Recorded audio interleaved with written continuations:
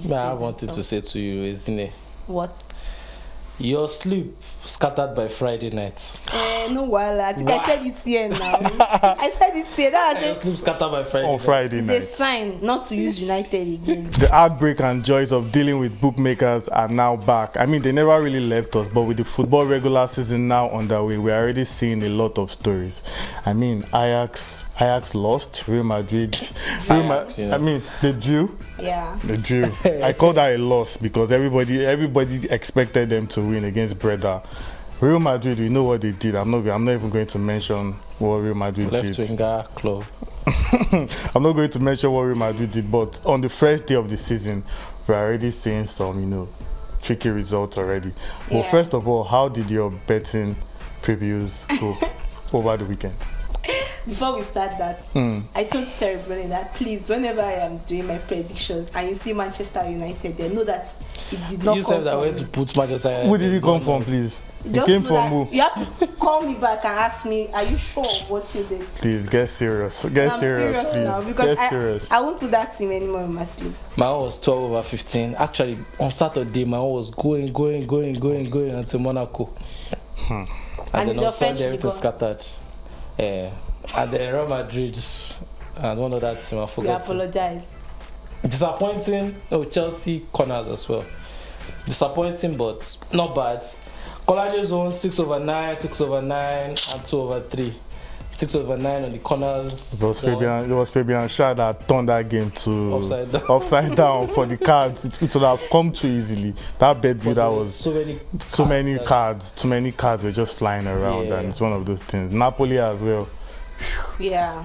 Sparta and 20, I gave them like anybody to win, and they also played 1-1. But I think one that would have affected I think a lot of bookmakers would be that of Real Madrid. Mallorca versus Real Madrid, because people expected the firepower to just come in and give so much goals, but then we'll talk about Real Madrid in another video, of course. But so now, what was the choice behind your selections for the first game week? Were you going on maybe what you saw in the transfer market, or were you going on this team ended last season strong, I expect them to kick off? So what was the choice behind your selections?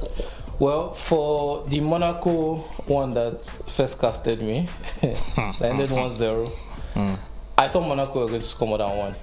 Yeah. And they would have scored more than one if not for Arsenal's for Lion Balogun, who's always missing chances. Which one is Arsenal's again? Is it my player? What's this? Always missing chances. It's not my player. Well, yeah. That's Monaco's fault. It's not like I did not do it well. It was a very good selection, but it just didn't work out because that happened. Then for the Chelsea one, I looked at Chelsea Man City. I wanted to do an over 1.5. I was like, this might just be a 1-0 game. It almost was. Yeah. So I just wanted corners because I thought both teams Man City will score, then Chelsea will start chasing and trying to get something out of the game. They had only 7 corners and I put 8.5, so that was disappointing. Then for the Real Madrid Mallorca game, in my head it was that, okay, I know Mallorca is always a difficult place to go. Yeah. But shouting, yeah. No, it's a difficult place. They defeated us in 2023. Yes, please go. It's a difficult place to go. We don't win them we don't whitewash them. But I thought, okay, having Mbappe at an extra bit, flavor. Flavor. But they were just out of ideas, to be honest. In fact, it was Mallorca that were more likely to score. Exactly. It was so. I mean, they weren't bad selections.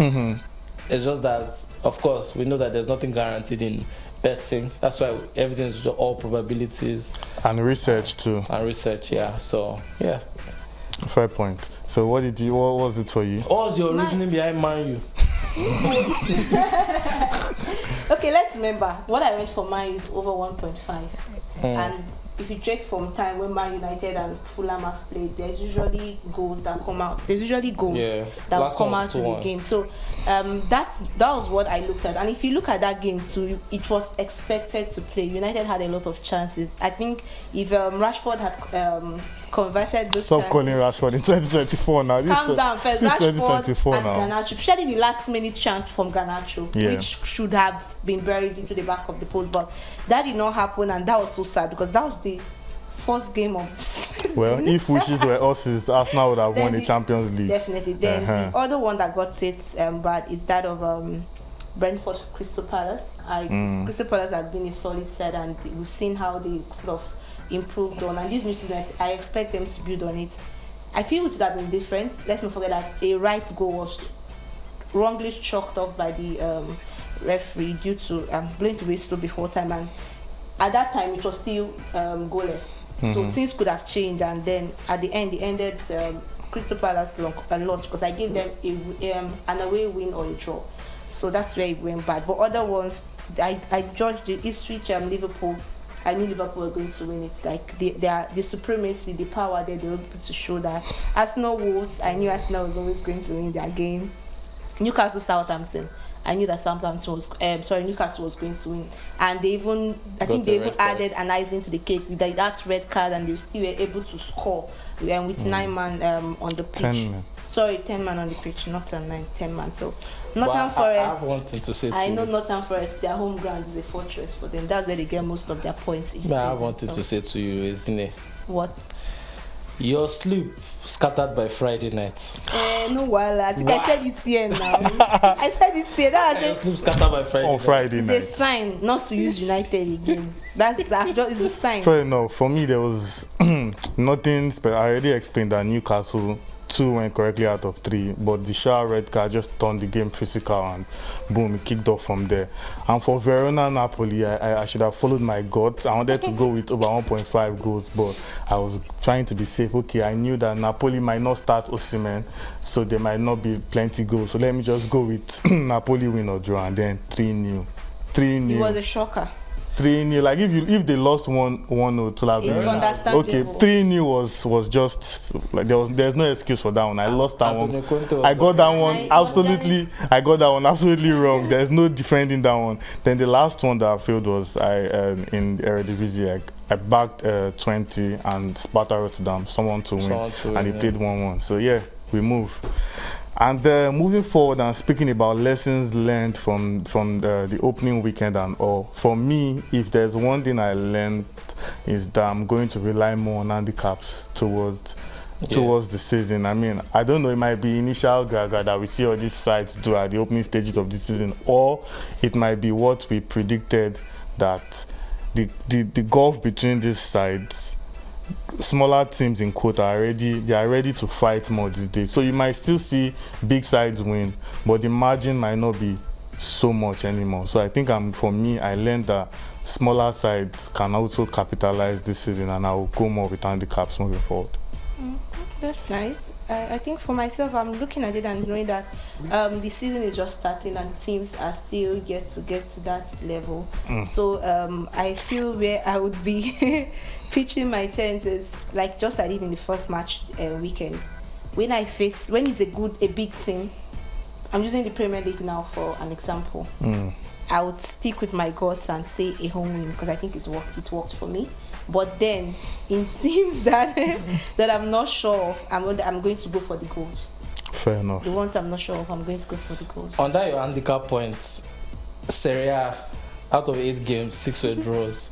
So it would easily have come through. I don't know what's happening in Italy. that league is very like unpredictable, man. But yeah, I think that also maybe Vinicius to assist is going to be a very hot market, because he's already assisted twice now in 2 games. I mentioned it in one of our videos, but we'll go into that when we talk about Real Madrid, I guess. Yeah. So now, on a final note, which teams and leagues are looking promising after game week 1? Okay, Premier League, of course. Exactly. Like we always talk about goals, and we saw goals. I think in France also we're going to see a lot of goals. I think that France has opened up a lot, except Monaco, where Arsenal's Folarin Balogun. Guys, we will sanction you for here. We will sanction you for here. But is it true? Which one? I beg, please. Yeah, but Netherlands too had goals. Yeah, I was going to say Netherlands as well. And I think one thing to consider in Dutch league this season is the lesser side, the smaller team, to at least score a goal. it's an option that could come true as well. But see, most of my picks were even win and over 1.5 for Feyenoord, for PSV as well. I think who was last team? I think they won 5-1 or something. But that worked. And I did the same. Was Feyenoord that won 5-1 now? Or was it? Yeah, 5-1. Yeah. Well, PSV, I think it was 4-1 or so. PSV are sure. They considered first. They considered first and they came back. They are oversure. PSV, they are the dominant team in Netherlands and they are always winning. And we saw them last season, they were very, very dominant. So I think that's a team to look out for, and Feyenoord as well. So, and also Benfica, whenever they are home, Sporting. That's the Portuguese league? Yeah, in the Portuguese league. Okay. So those are the ones I'm looking at. But I want to do a bit more variety, because I've always been about over 1.5 and over 0.5 first half and all of that. But I want to explore variety this time around. All those value markets that you always talk about. And I'm going to be observing for the next few weeks to see which one makes the most sense. But I'm still observing, Sha. All right, guys, and there you go. The betting season is underway. Football season is back, and betting tips will be flying all over. But make sure to do your research and stick with money you can afford to lose. And of course, myself, Cerebroni, and the Duchess will be here to guide you as the season progresses, as well as share our own betting slips after doing our own research and our own picks here and there. Once again, the season is underway, and it promises to be exciting. Don't forget to follow us, like, share, subscribe, and give your comment in the comment section below. Which betting market will you be looking to exploit this season, and which teams would you be backing all the way in their respective leagues? And that's all we have for you in this video. Till we come your way next time, stay cool. Can't believe my bet got on Friday. They flee.